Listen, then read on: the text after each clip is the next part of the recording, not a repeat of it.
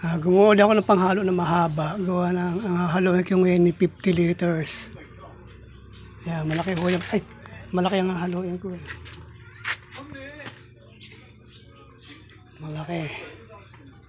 Ayan. Paghahalo tayo ng dishwashing. Ito nilagyan ko na rin ng mga per liter yung ano, kung 20 liter, 19, 18. Itong ginawa ko mahaba, pang dishwashing ho to. Huwag kang gagamit ng nakakalaso na lata. Pwede yung subcutane. Nilagyan ko na rin ng mga sukat. Kaya sukat ng ano, ayan. Ito, gagamitin natin to sa panghalo.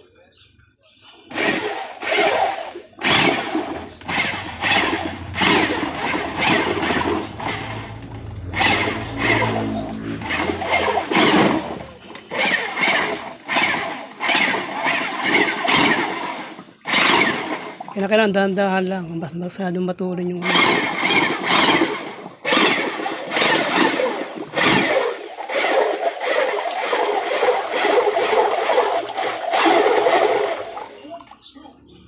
di ba?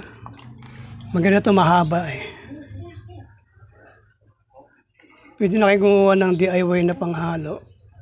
Kung gusto nyo mabagal, barin na isalpak nyo sa 110 para mabagal.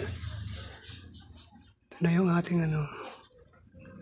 Ito na rin na ginagamit kong panukat. Nilagyan ko na ng mga kung ilang litro ang ano, 20 liters hanggang ano yan, pababa. Kung 10 lang, kalahati. Kasi ang laman ito 20 liters eh. Yan ang laman yan. So pwede na yan. Pag maghahalo tayo ng dishwashing, ayan.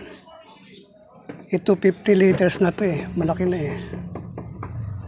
Malaki na itong hahaluin ko. Kaya kailangan eh sa susunod, iba na ang gagamitin kong panghalo.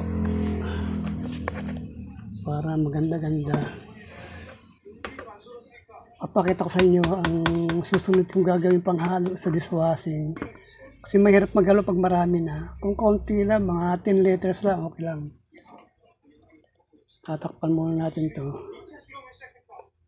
Huwag kayong gagamit nito.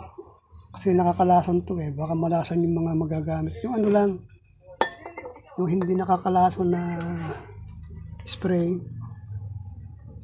So, yun lang. Salamat sa inyo.